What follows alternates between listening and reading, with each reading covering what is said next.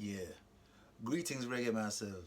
I'm just gonna read the list of the most wanted, you know? Wanted, dead and alive, for a good cause. We are trying to find you. We need you. We want you. We love you. Rastafari. Okay, the most wanted. The list can be longer, but we're gonna keep it to this list because there's certain products that I want and I'm feeling it. Feeling it. And the most wanted here is the top producer, arranger, and everything, Clive Hunt. See? And then top vocalist, Jimmy Cliff. Alright? And the bass, Fully Full Wood. Alright? Another vocalist, Leroy Smart, the Don. Alright? And then the originator, Stranger Cole. And we want to work in the studio of his son, Squidly Cole. Alright? And then we got Erika Newell. I've already done some work with her. Aston Barrett, of course, but he comes under the Wailers legacy. So because it's a whole nation, I'm not gonna say Bunny Wailer, Peter Tosh, Bob Marley, Ziggy, Stephen, you know. So I said, brethren, if I put one here, how can I leave one out? So we just put them all together and say Wailers legacy. All right. So that'd be Rika Newell, and then I3's kind of like stand aside from Wailers legacy. Sly Dunbar, you know, it's a pity that we only have him and not his brethren. And we don't even have Organ D. That would have been so good to have Organ D. Sly Dunbar. Dennis Bovell, all right, great. Bitty McLean, remember Bitty McLean?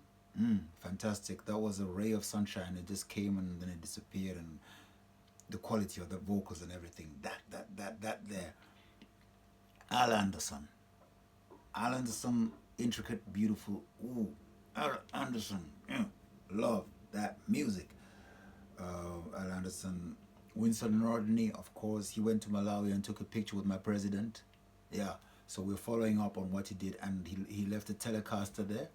You know, so I'm gonna go ask the president and say, hey, president, please, is it possible for me to play on that guitar that Winston Rodney left with you with? He's a Mystics, Rastafari. Winston Rodney, Freddie McGregor.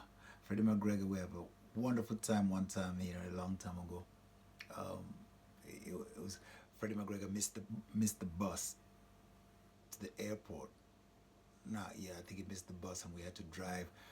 He was doing dubs the whole night, you know. It was Bob Marley's Earth Day, and it was actually the dubs were happening on the day, the 6th of February.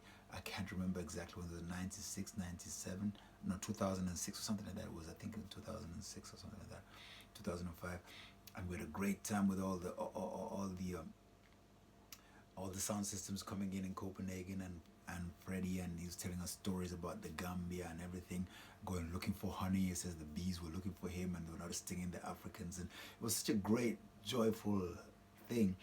And but we lost track of time, and then we drove Freddie to the hotel.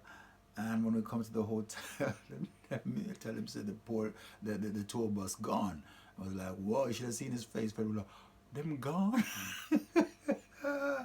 I said, wow, maybe you should take one to the airport, whatever. They're going down to Germany. He says, nah, man, we have to do some James Bond and drive after that tour bus, you know. And we just had to go after the tour bus and catch up with it and put Freddie on the tour bus. So, you know, it's really cool.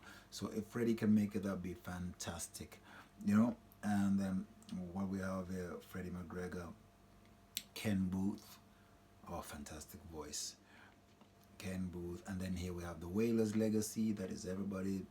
Big strong story to tell about Ziggy Marley, who is the first ever Jamaican reggae musician and Rastafarian that I met when I was a youth, and I was gonna do this mission. When I decided to follow Rastafari, some brethren of mine who were playing in a rock band, I wrote some songs for them, and they appreciate that. So they said, look, because you wrote these songs, you are part of the band.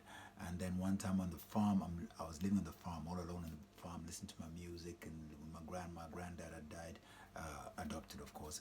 And I am one black boy in the entire village on a farm, bored to death. The telephone rings, and it's like my band member, Yon. He says that, hey, do do you know who's coming to Reggae Festival this year? I said, Stevie Ray Vaughan. And I said, do you know who else is coming? And say, you know that Mr. Marley is coming. Ziggy Marley is coming. This is 1988. And they say, you know what? You wrote some great songs for us. We go in there and we go there for free, so you're going to come as part of the band. Yes. And I was like, whoa. I'm going to tell you this story so you get the mystics of it. I was like, whoa.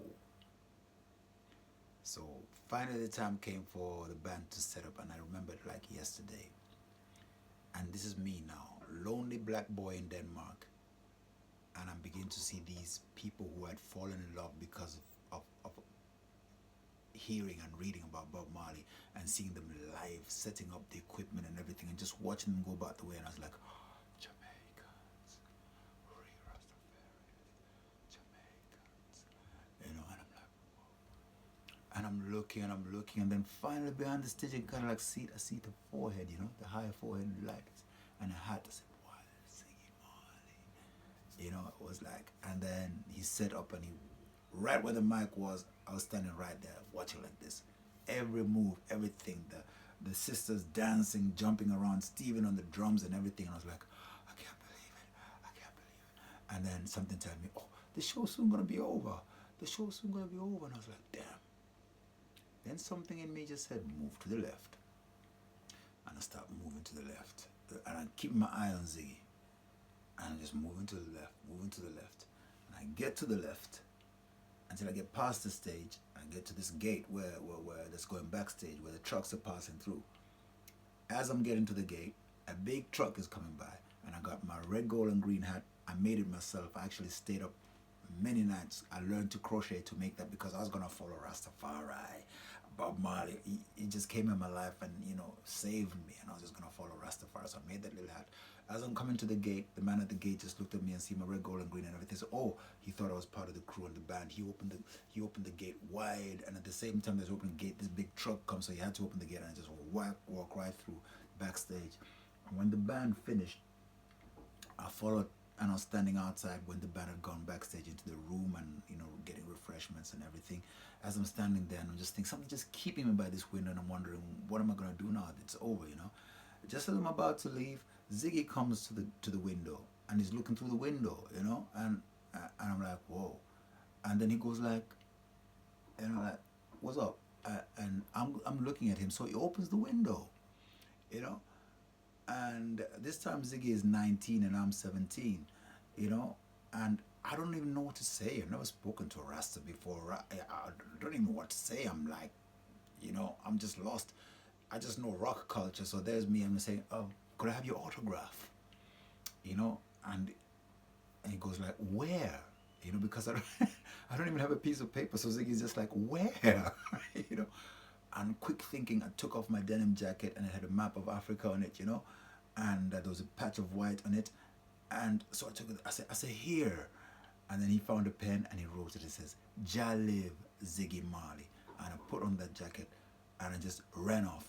He must have stood back and said, what kind of, what? You know, like, when I look back now, because what else could I do? I was so excited and I did not know what to say to him.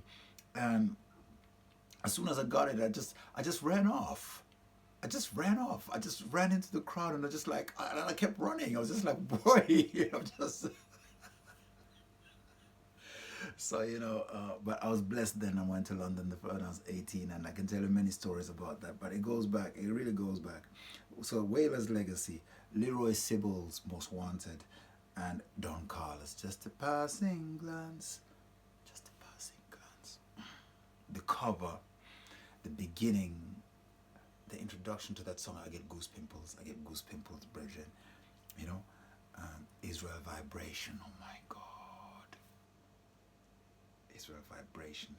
Wailing Souls. I love Pipe's voice. It's like Bob's voice, but it's kind of like refined and, you know, whoa. I love his voice. And the Wailing Souls, and of course LKJ, Linton Kwesi Johnson, and I managed to meet him because I was over by Herne Hill. Was it Tulse Hill? Not Herne Hill. Tulse Hill? Herne Hill. I can't remember where the pub was, but Herne Hill, Tulse Hill, near Brockwell Park. jogging one morning and just run into LKJ, and he's there with his hat, and he's a gentleman. So these are the most wanted, but we're not excluding all others who feel the vibe and be part of it. Remember, it's Revelation 14, and we must make this sound right now, because we must declare the power of the Most High and the King of Kings, and we must set it, and we must also set an economic structure towards it, because we must live.